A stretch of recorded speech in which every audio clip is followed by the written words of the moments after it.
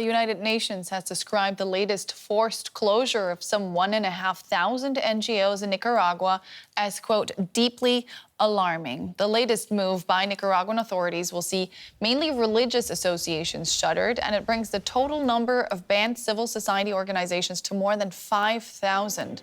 Their closure is part of a major crackdown by President Daniel Ortega and on opponents. It leaves NGOs, media outlets, and private universities without legal status. Felix Maradiaga is a prominent Nicaraguan human rights advocate and the president of the Foundation for the Freedom of Nicaragua. Felix, welcome to DW. Now, the Nicaraguan president has now shut down more than 5,000 NGOs. We just heard it there.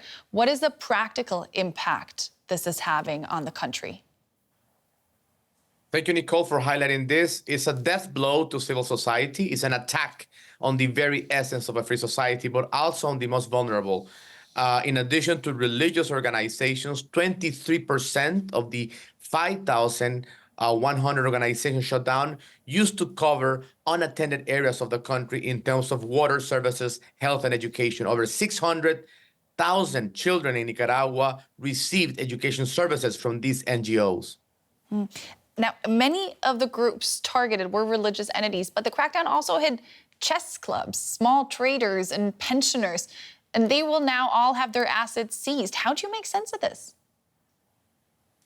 It doesn't make any sense. It's the paranoia of the Sandinista dictatorship. They started actually with my organization in June 2018. The think tank that I used to direct was the first, but unfortunately not the last. Now we are seeing even organizations that were closely tied to the origins of the Sandinista party. For example, combatant organizations, veteran movements from the Sandinista party were also dismantled, which only can be explained through extreme paranoia. Now, the regime has been hit hard by international sanctions from the EU, from the US. Is this crackdown maybe also a way for Ortega to raise money, seizing all those assets? Yes, indeed, it's a big part of that, but it's not the main component. The Sandinista regime is a kleptocratic regime. They are making a lot of money by giving mining concessions to China, by making corrupt deals with other kleptocratic regimes around the world. So I think that the paranoia and also the systematic eradication of free voices and independent thought is the main motivation of this crackdown. I want to talk about how we got here, because not everybody might be as familiar as you are with the history of Nicaragua. Ortega was hailed as a revolutionary when he rose to prominence for helping overthrow the Nicaraguan dictatorship in 1979. Now, today, many, you among them, see Ortega as a dictator in his own right. How did he become the very thing that he once fought against? Well, in my personal opinion, I've always been someone against Ortega himself. I think he was a hypocrite. However, his own brother criticized him just a few months ago, and his brother is in house arrest. So that, in a way, explains the extreme paranoia of Ortega. None of the original founders of the Sandinista movement agree with Ortega today. His own wife, Rosario Murillo, is the vice president of the country. 5 of his children have ministerial posts or high-ranking positions in government, which clearly explains that he turned into the same thing that he criticized. And this is precisely because the democratic transition to Nicaragua from the war to peace in Nicaragua was very weak. And we must admit that Nicaragua never had strong democratic institutions. But the things that we're seeing today are unprecedented in Nicaraguan history.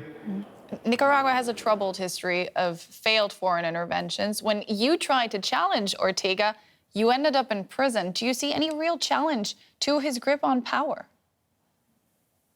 I think that the fact that he knows that he's not popular at all has turned him from what people would label him before a spin dictator. Basically, he tried to have a facade of democracy decades ago. Now he doesn't need that facade because he knows that he doesn't have any legitimacy. And he's indeed very weak because his own party is afraid. A lot of the founding members of his movement are afraid. And the Nicaraguan population is very resilient, and we are hopeful that we at some point will see a democratic change. However, I must admit that at this precise point, Ortega has been able to eradicate all opposition parties and all independent voices. I hope that this is not a long-term situation. Would you consider launching another challenge even after everything you've been through? Well, in my case, I have been declared stateless. My role at this point is to support those who remain inside the country. Doing a political opposition from exile as a stateless person is very complicated. However, I believe that young Nicaraguans, the inspiring students who went to the streets, the youth, the indigenous movement, the women's movement inside the country, they continue, although very silently at this point, they continue to hope for democracy and change. And I believe, I'm optimistic that change will come. Felix Maradiaga, president of the Foundation for the Freedom of Nicaragua. Thank you so much for the time that you gave us, and all the best to you.